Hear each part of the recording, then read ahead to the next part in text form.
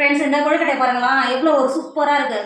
கையில் எடுக்கும்போதே உடையும், அந்தளவுக்கு நல்லா சாஃப்டாக இருக்கும். டேஸ்ட்டும் அந்தளவுக்கு சூப்பராக இருக்கும். இன்றைக்கி கம வாசனை, வாழை இலை வாசனையோட நம்ம ஒரு சூப்பரான கொழுக்கட்டை தான் பண்ண போகிறோம். எப்படி செய்யலாம்னு பார்க்கலாமா? Hi friends, welcome to Kerala சமையல். இன்னைக்கு கேரளா சமையலில் நம்ம 10 நிமிஷத்தில் ஈஸியாக கொழுக்கட்டை தான் பண்ண போகிறோம். வாங்க எப்படி செய்யலாம்னு பார்க்கலாம். கொழுக்கட்டைக்கு ஃபஸ்ட்டு பூர்ணம் தான் ரெடி பண்ண போகிறோம்.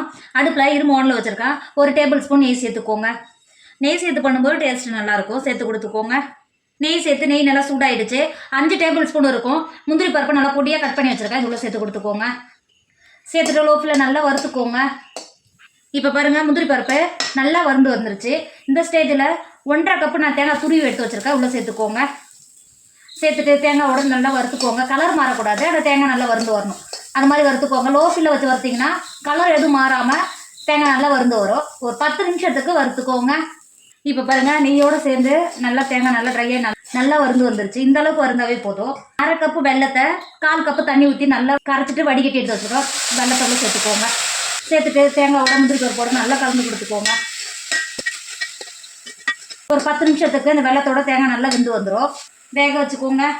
இப்போ பாருங்கள், ஒரு 10 நிமிஷத்துலேயே நல்லா வெல்லமும் தேங்காயும் முந்திரி பருப்பு 3 சேர்ந்து நல்லா வெந்து வந்துருச்சு. இந்த ஸ்டேஜில் 1/4 டேபிள் ஸ்பூன் ஏலக்காய் தூள் சேர்த்துக்கோங்க. அது கூடவே ஒரு பிஞ்சு உப்பு சேர்த்துக்கோங்க. 2 டேபிள் ஸ்பூன் எள்ளு சேர்த்துக்கோங்க. தேங்காய் எள்ளு இதோட சேர்த்து சாப்பிடும்போது டேஸ்ட் நல்லாவே இருக்கும். சேர்த்துட்டு நல்லா கலந்து கொடுத்துக்கோங்க. நம்ம உள்ள வைக்கிற பூர்ணம் ரெடி ஆகிடுச்சு. இறக்கிக்கோங்க. இறக்கி வேறு ஒரு பாத்திரத்துக்கு மாற்றிக்கோங்க. கொழுக்கட்டை மேலே வைப்போம் பண்ணிங்களா, மாவு ரெடி பண்ண அடுப்பில் ஒரு பாத்திரம் வச்சுக்கோங்க. 250 கிராம் கப்பில் 3/4 கப்பு தண்ணி சேர்த்துக்கோங்க. அது கூடவே ஒரு பிஞ்சு உப்பு சேர்த்துக்கோங்க. உப்பு சேர்த்து கொடுத்துட்டு அது கூட ஒரு டேபிள் ஸ்பூன் நெய் சேர்த்துக்கோங்க. நெய் உப்பு எல்லாம் சேர்த்துட்டு தண்ணியை லைட்டாக கொதிக்க விடுங்க. இப்போ பாருங்கள், நம்ம சேர்த்த நெய் உப்பு எல்லாம் சேர்த்து தண்ணியோட நல்லா கொதிக்க ஆரம்பிச்சிருச்சு. நல்லா வறுத்த அரிசி மாவு எடுத்திருக்கேன். 250 கிராம் கப்பில் 1 கப்பு அரிசி மாவு எடுத்திருக்கேன். இப்போ கொதிக்கிற தண்ணியோட சேர்த்து கொடுத்துக்கோங்க. நீங்கள் கடையில் கேட்டாவே வறுத்த அரிசி மாவு தருவாங்க. சேர்த்துட்டு நல்லா கலந்து கொடுத்துக்கோங்க. உங்களுக்கு இந்த மாதிரி கிடைக்கலன்னா நீங்கள் வாங்கிட்டு இரும்பு வானலில் வச்சு ஒரு 10 நிமிஷம் வறுத்தீங்கன்னாவே போதும். மாவு நமக்கு வறுத்து ரெடி ஆகிடும். வறுத்த மாவில் கொழுக்கட்டை பண்ணும்போது கொழுக்கட்டை நல்லா சாஃப்டாக இருக்கும். நம்ம சேர்த்த தண்ணி மாவோட கரெக்டாக இருக்குது. நல்லா கலந்து கொடுத்துக்கோங்க. இந்த மாதிரி உங்களுக்கு கெட்டியாகி வரலன்னா நீங்கள் எடுக்கிற அரிசி மாவு வித்தியாசம் இருக்கும். அந்த ஸ்டேஜில் 2 டேபிள் ஸ்பூன் குறைஞ்சா 2 டேபிள் ஸ்பூன் தண்ணி சேர்த்துக்கோங்க. அதிகமாக இருக்கிற மாதிரியா இருந்தால் 2 டேபிள் ஸ்பூன் மாவு சேர்த்துக்கோங்க. கரெக்டாக இருக்கும். இப்போ இறக்கிக்கோங்க. மாவு நம்ம இறக்கி வச்சோம்ல, இப்போ சூடாக இருக்கும் போதே இது மாதிரி கரண்டியை வச்சு இந்த மாதிரி மசிச்சு கொடுத்துக்கோங்க. கெட்டி எதுவும் இல்லாமல் நல்லா மசிச்சு கொடுத்துக்கோங்க. சூடாக நீங்கள் இது மாதிரி குழைக்கும் போது கெட்டி எதுவும் இருந்தாலும் ஈஸியாகவே மாவோட சேர்ந்து வந்துடும். மாவு நல்லா ஆறிடுச்சு. இப்போ இந்த கரண்டிலேருந்து மாவை எடுத்துட்டு கை வச்சு நல்லா குழைச்சிக்கோங்க. குழைச்சது மாவு இப்போ பாருங்கள் எந்த அளவுக்கு நல்லா மாவு ஒன்றா வருது பார்த்தீங்களா. இப்போ மாவு நமக்கு ரெடி ஆகிடுச்சு. கையில் கொஞ்சமாக இது மாதிரி நீட் தடவிக்கோங்க. நீட் தடவிட்டு ஒரு நெல்லிக்காய் சைஸ் மாவை கையில் இது மாதிரி உருட்டிக்கோங்க. இந்த மாதிரி உருட்டி எடுத்துக்கோங்க. நம்ம இன்றைக்கி வாழை இலையில தான் கொழுக்கட்டை பண்ண போகிறோம். நம்ம வச்சு எதுவும் எடுக்கல. அது பார்த்தீங்களா, இந்த மாதிரி மெல்லிசாக தட்டி கொடுத்துக்கோங்க.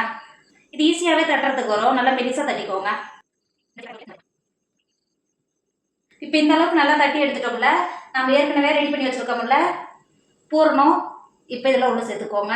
நடுவில் வச்சுக்கோங்க. இந்த மாதிரி எடுத்து வச்சுட்டு நம்ம வாழை இலையை இந்த மாதிரி மடக்கிக்கோங்க. மடக்கிட்டு இந்த லைட்டாக இது மாதிரி தட்டி கொடுத்தீங்கன்னா போகும். கரெக்டாக இருக்கும். இருக்கிற கொழுக்கட்டையெல்லாம் இது மாதிரி செஞ்சு எடுத்துக்கோங்க. சூப்பராக பிடிச்சி எடுத்துட்டோங்க பார்த்தீங்களா. இந்த வாழை இலையில் செஞ்சு கொழுக்கட்டை சாப்பிடும்போது இதோட வாசனை அவ்வளோ ஒரு சூப்பராக இருக்கும். டேஸ்ட்டும் சூப்பராக இருக்கும். இது செய்கிறதுக்கு 10 நிமிஷம் போது சட்னி செஞ்சு முடிச்சிடலாம். இப்போ பாருங்கள், இட்லி பாத்திரத்தில் தண்ணி வச்சு தண்ணி நல்லா கொதிக்க ஆரம்பிச்சிருச்சு. இதுக்குள்ளே நான் இடியாப்பத்தை உள்ளே இறக்கி வச்சுருக்கேன்.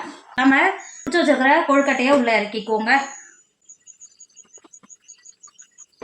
கொழுக்கட்டையை உள்ளே சேர்த்துட்டு மூடி போட்டு மூடி 10 நிமிஷம் போதும். நம்ம ஏற்கனவே மாவு நல்லா வெவிச்சுட்டு தான் செஞ்சுருக்குறோம். 10 நிமிஷம் போதும், நல்லாவே வெந்து வந்துடும். இப்போ மூடி போட்டு மூடி நல்லா வேக வச்சுக்கோங்க. இப்போ பாருங்கள் ஆயிடுச்சு. நல்லா ஆவி வர ஆரம்பிச்சிருச்சு. நம்ம கொழுக்கட்டை நல்லா வெந்துருச்சு. கொழுக்கட்டை நல்லா வெந்துருச்சுங்க பார்த்தீங்களா. நம்ம சேர்த்த வாழை இலை நல்லா கலர் மாறி இருக்குது பார்த்தீங்களா. திறக்கும் போது நல்லா கம்ம வாசனை வர ஆரம்பிச்சிச்சு, வாழை இலையோட வாசனை. இப்போ இதை வெளில எடுத்துக்கோங்க. நம்மளோட கொழுக்கட்டை சூப்பராக ரெடி ஆகிடுச்சு. இதோட டேஸ்ட் அந்த அளவுக்கு சூப்பராக இருக்கும். இங்கே பாருங்கள், பிரிக்கும் போது எந்த அளவுக்கு நல்லா சாஃப்டாக இருக்குது பார்த்தீங்களா. இங்கே பாருங்கள், அந்த அளவுக்கு நல்லா சாஃப்டாக இருக்கும். டேஸ்ட்டும் அந்தளவுக்கு சூப்பராக இருக்கும். நம்ம வாழை இலை செஞ்சதை விட இதோட வாசனை அந்த அளவுக்கு சூப்பராக இருக்கும். உங்கள் வீட்டில் இருக்கிற பெரியவங்களுக்கு குழந்தைங்களுக்கு செஞ்சு கொடுத்தனா விரும்பி சாப்பிடுவாங்க. உடம்புக்கு ரொம்ப ரொம்ப ஆரோக்கியம். கண்டிப்பாக நீங்களும் ட்ரை பண்ணுங்கள். என்னோட வீடியோ உங்களுக்கு பிடிச்சிருந்தா உங்கள் ஃப்ரெண்டு உங்கள் ஃபேமிலிக்கு ஷேர் பண்ணுங்கள். மறக்காமல் கேரளா சமையலை சப்ஸ்கிரைப் பண்ணிக்கோங்க. அட்வான்ஸ் விநாயகர் சதுர்த்தி நல்வாழ்த்துக்கள்.